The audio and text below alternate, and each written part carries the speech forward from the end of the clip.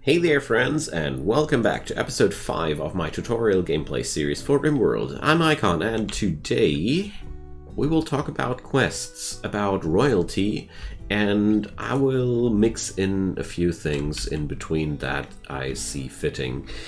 We're going to work towards electricity then, and I think I will deepen a few of the topics we had in the episodes before, because we already covered a lot of the basics the game had to offer. So we had that meteorite event the last time. Sometimes just stuff happens in this game. And just like stuff just happens, you also happen to get quests. Quests are found down here, and they are sorted by available, active, and historical quests. And here we get asked that we get to defend Justinian Sidones from a manhunting cat. So this is always the section where the quest will be described and your task will be described. And down here we get to see what kind of reward we want to have. Honor is the currency of the royalty faction, which reflects how high the rank of your character is. So basically, the more honor on your character, the higher the ranking in the Empire will be. The ranking in the Empire goes from a merely freeholder up to a count or countess. And of course, there are more ranks, but these are not player acquirable. The higher you climb in the ranks of nobility, the better, but one thing at a time. For now, we're going to accept with one of our people this quest. I just want to check out who's the best social butterfly. That happens to be Bubbles, because social skills are quite useful for a royal. So we're going here and accept 4, and now we get to choose which character should receive the honor reward when we do that. So we do this, and now we get... Wait a sec. Yeah, of course. So here you get a warning that getting royal can result in people having high rising demands, so we will cover that later. So Sidones now is entering the map, and the cat which was following him is almost hitting town. We have to keep him safe until the shuttle comes to pick him up, so he will now walk over to our place. And in a couple of moments the cat will spawn. Bubbles is right now throwing a party, which is kind of tragic because that means the party will be interrupted by the incident of a man-hunting cat. So you see here the white arrow depicting where the enemy is coming from. So this is our first quest. We triggered that quest and it activated a attack by a enemy, where I just drafted Emmanuel, Pi, and Bubbles, and we're going to face that cat. Just like the last time when I fought, it wasn't necessary to do anything in particular except for being ready, but in this time we're going to use Bubbles to control the movement of our enemy, because I felt like it's time to show you some deeper tricks. So the enemy behavior is quite simply explained. The enemies will check out what kind of person is closest to them, and then they attack. They would even attack buildings like turrets if they are closer. And by putting Bubbles up front here, what happens is the cat will now aim towards Bubbles instead of aiming towards Pi and Emmanuel. And now I can just keep Bubbles running and the cat follows. Of course, this is quite a really harmless fight, and actually we would be maybe smarter to just melee that thing, but you can use this strategy really good to keep harm away from your people. Just keep in mind that you have to check out the movement speed of the animal versus the movement speed of the person which is supposed to run away. As we see here, Bubbles is running one entire cell per second faster than the cat, so therefore this is an easy situation here for us. There's one important thing though with this strategy. Keep in mind that you should try to run in a way that you keep out of harm, that you stay out of harm's way, and basically do not try to cross your allies' line of fire while kiting away. Because we might be playing without friendly fire, but if you would not be respecting these rules in a friendly fire environment, the situation could backfire onto you. So here we go. The cat is gone. This only took us so long because the shooting skills of our people are really low, but by doing things like these, you eventually increase your skill level by a lot. So the cat is dead. It was suffering from scaria, which is a disease which sometimes makes the corpses rotten when the animal is downed. So in this case, we were lucky, and there's going to be some cat on the table today. As you see here, we are slowly racking up materials as well, and now the shuttle has arrived. We have finished our first quest. Sidones now wants to get onto the shuttle. You can do that by two ways. You can either select the guy and right-click onto the shuttle, or you get onto the shuttle and checkmark the auto load here, and then it will automatically order Sidones to enter that thing. Once that happens, he's flying away, and here we see first the quest has been completed, and now we get the ceremony for Bubbles' new title as a new quest. She gained the Freeholder title, which is the first title, but the 8 points of honor were enough for just the next title here. As you see here, honor is measured like this. 7 total honor are enough for this one, and 13 honor total are enough for the Acolyte, so that means we'll need now 6 points of honor more to transform Bubbles into an Acolyte here. So what does all that mean, though, you might ask yourself?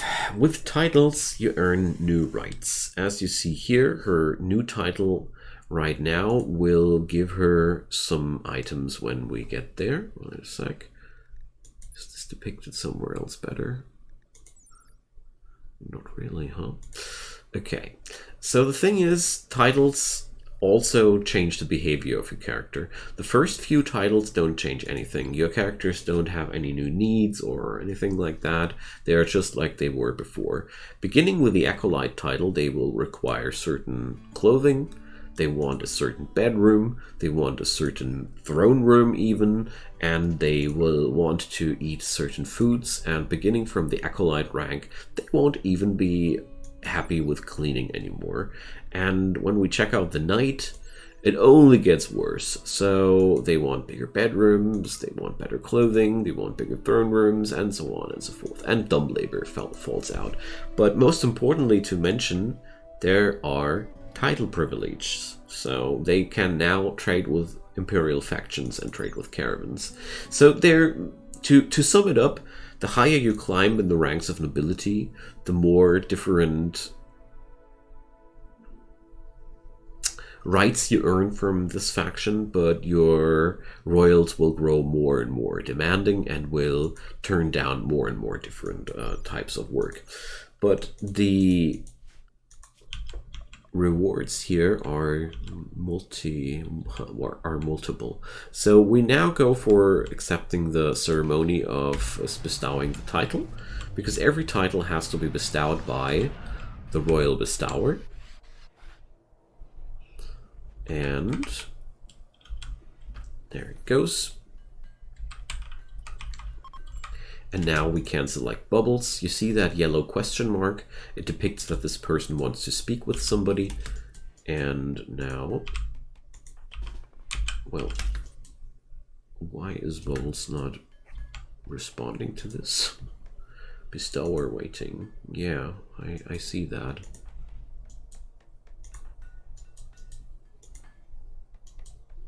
That's odd. Seems like my bestower is bugged. Start bestowing ceremony for Bubbles. Okay. Oh, this has been changed in version 1.3. That worked differently before. So we're going to begin here. Okay. I'm seeing this for the first time myself, so as it seems here, there are now more factors and okay. We're going to start the ritual here now. In the older versions, you could right-click the person to do the ceremony, but obviously there's now a new button. Sorry for the confusion about that. I didn't see that change coming. But we're right now playing the beta version of Rimworld 1.3, so this might look a little bit more fleshed out on your end at this point. But the procedure itself was quite simple. Oh, we had a grandiose bestowing ceremony, so she didn't receive extra honor. Okay. So there was a chance to receive extra honor if we would have had enough people watching. Okay, but what I wanted to showcase much more was the fact that Bubbles is now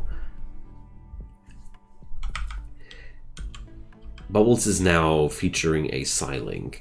A Psylink gives you new abilities. You now have Psyfocus, which translates roughly into mana, and Neural Heat, which is basically your exhaustion value. If the neural heat is too high, you can't cast anymore, or you will eventually collapse if you keep doing so. And we have gained a new ability, so-called Psycasts. Whenever when you reach a new Psylink level with the Empire, you gain a new ability. You see, abilities are featuring levels. Burden is a level 1 ability, then there are level 2, 3, 4, and 5 skills, and the higher you climb in the ranks, the higher your Psylink grows. So what we have here now is a really excellent skill for the future. Slow the target for a short time by suppressing motor activity in the brain. Costs 1 Psyfocus and is cast really quickly, and it's affecting the target for 20 seconds. To regain Psyfocus, your nobles need to meditate.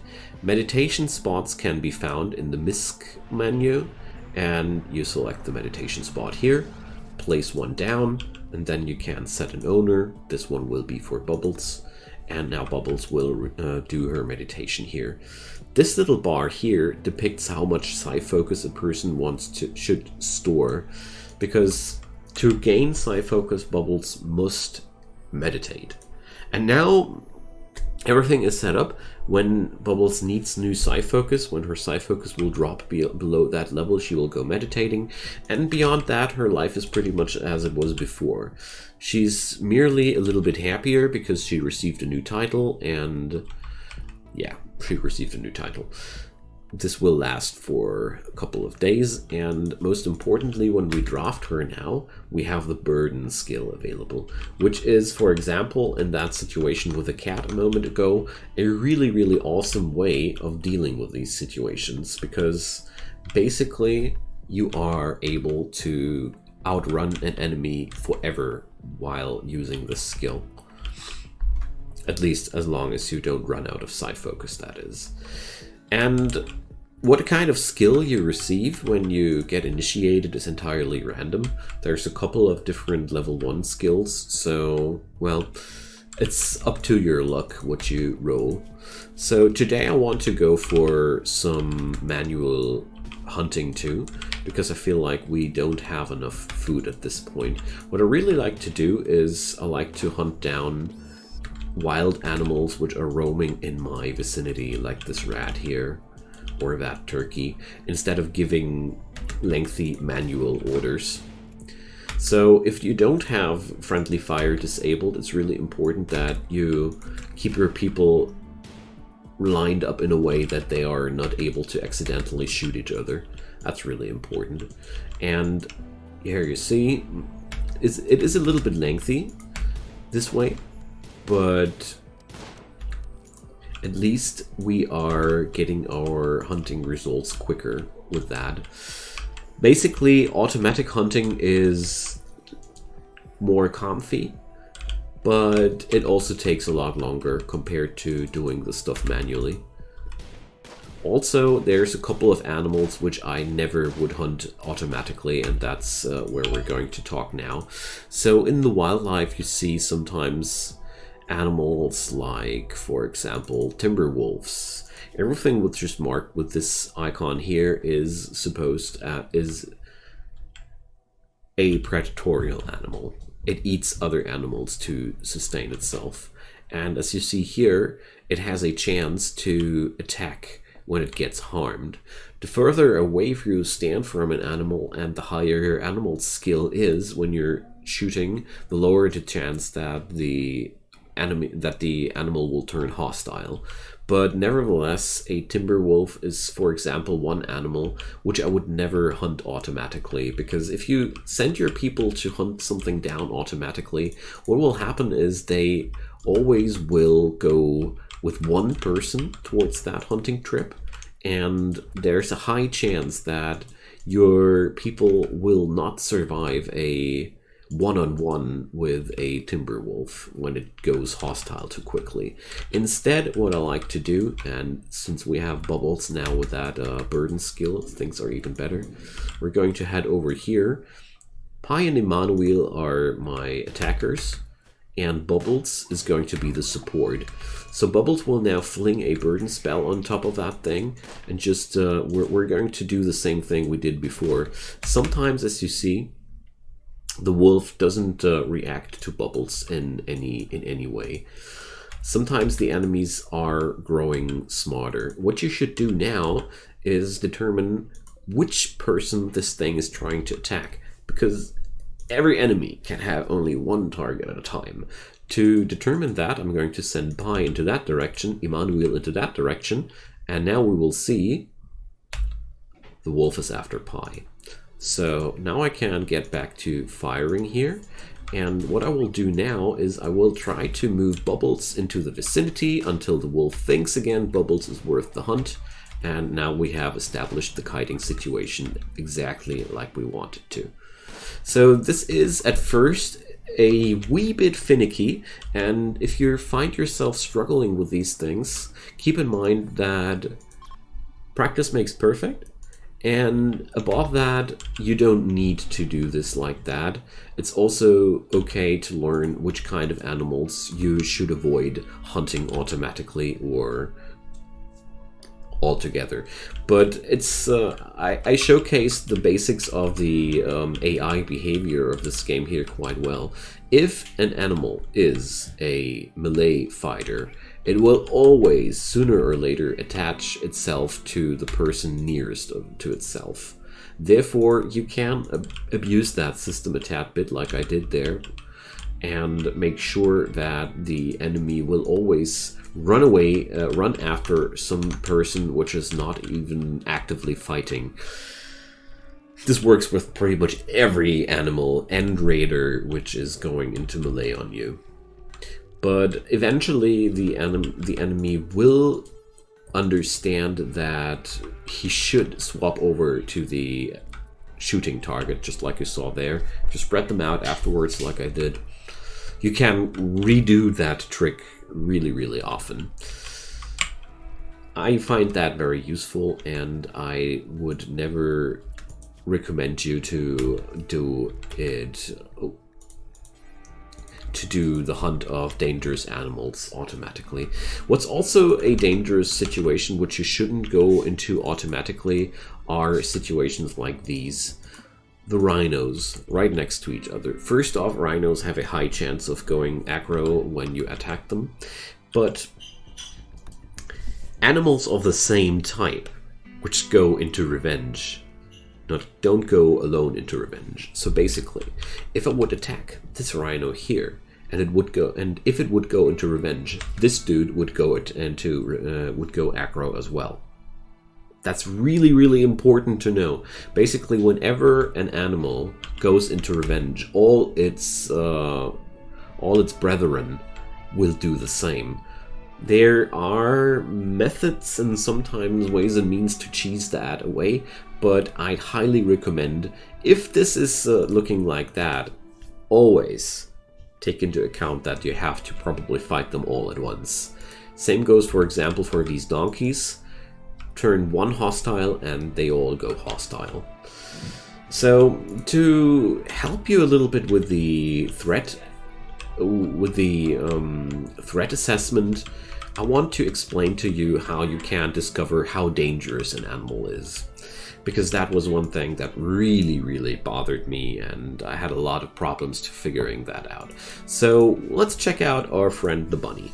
The bunny is really, really harmless, and when we check out the information screen, we go down to the combat information. Forget what's in front of the brackets, because that's always a misleading number, in my humble opinion at least. What's really important is the first number in the brackets, because that's the average damage they do per blow. So a bunny deals 3.4 damage per blow, or roughly on average, with a 62% accuracy. It will also attack will do this every 2 seconds, and that results in this DPS, in this average DPS. I highlight the average DPS that much because that's the actual interesting thing. If you want to know it really closely, you can also, where was it here?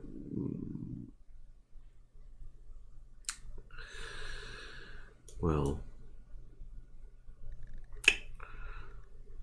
you can also take into account how high this number is in the end. So if we check out the tortoise, for example, the tortoise has a whopping amount of 8 damage per blow. This is a high difference. For example, to give you a proper idea here, because you just can't see it properly, a human's brain has 10 hit points. So a blow of 8 hit points is okay. A heart has also 10 hit points. A arm has 30 hit points. A leg also. A torso, I think, has 50. So to give you a couple of ideas what these numbers mean, to put them into relation. But let's check out something more respectable. Let's go over to our friend the rhino. As we see here, the rhino has 19 damage per blow. That means if you happen to be very unlucky and the rhino gets a nasty hit on your head, it can actually kill you in one blow. It's highly unlikely, but it's worth knowing that. But also, this means another thing. If one rhino is lucky enough to hit a person's arm or a leg twice, it's gone. In Rimworld, you can lose entire limbs, and prosthetics are so important that there's even an entire research tree or 2. So here we go, bionic replacements. You can also go for that. And if we check out our big bad Megasloth over there, it even features 21 damage per blow. This is enough to rip an entire head off. What that means is, if you want to do some threat assessment on animals you hunt, check out 2 things. First, how much damage can it do per blow? Second, how many of them are on one spot? So for example, hunting one Megasloth for us would be too much of a risk, because we have Bubbles with her burden skill, and she can slow down that beast for a indefinite amount of time. So this wouldn't be too much of an issue. But if we would be dumb enough to attack those rhinos, eventually it might be a problem that Bubbles won't be able to control 2 targets at once. Or even worse, if we get over to that donkey herd, I'm pretty sure she can't control 3 targets at once with her spell. A donkey only deals 10.9 damage per blow, and that also on a pretty slow ratio. But yeah, it is something worth checking out. One thing which you never can properly check out is what kind of damage an animal does. For example, a donkey can kick and bite, and you never know which kind of attack it will use. A kick will never deal bleeding wounds. A bite, though, will do. With the Megasloth, it's quite similar. The Megasloth has really sharp claws and will deal tremendously bleeding wounds. Bleeding is a functionality we haven't explored yet, but it's pretty easy to understand. If somebody bleeds, he has to receive medical care, or he will die eventually from the loss of blood. And you see, there's blunt damage dealing no bleeding wounds, and there's sharp damage dealing bleeding wounds, and that's a big difference in this game.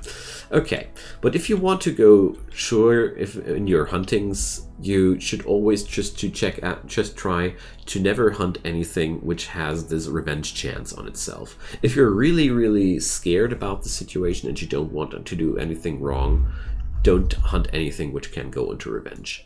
The donkeys here were possibly a bad example because they can't even go into revenge, but I wanted to showcase them because they are a herd.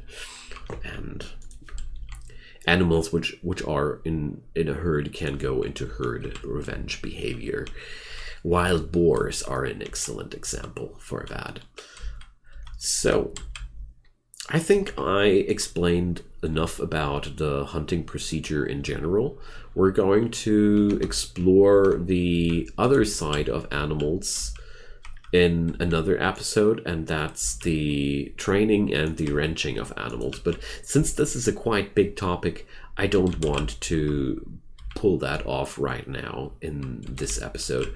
Rather, I'm going to fast forward this video and finish Bubbles' battery technology real quick, and then we're going to end this episode in a little excursion about better power generation technologies.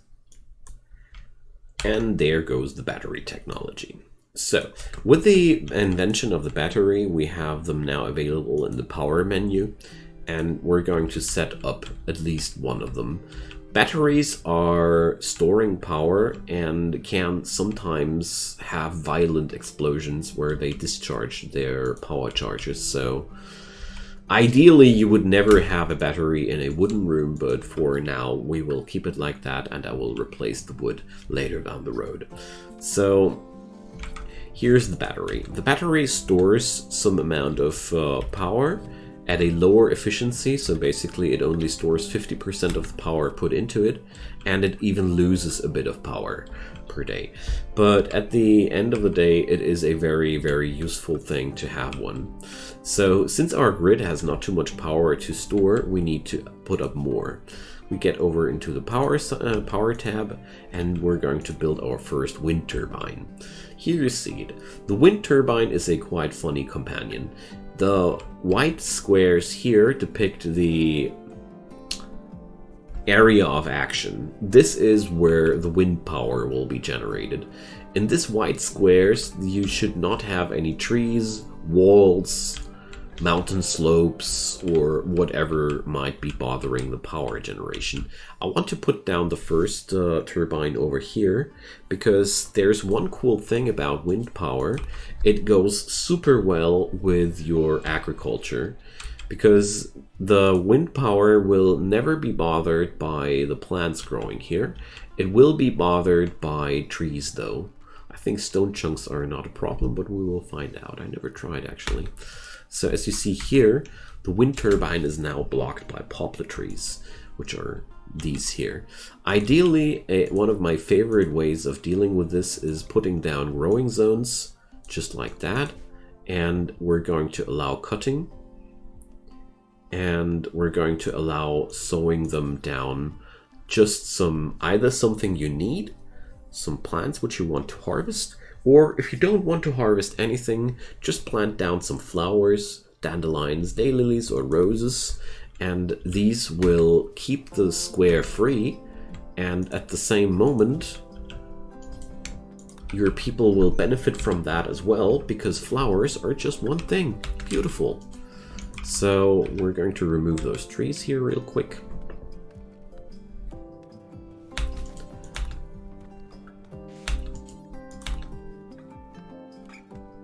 And as you see here, the power output grows with every tree I remove.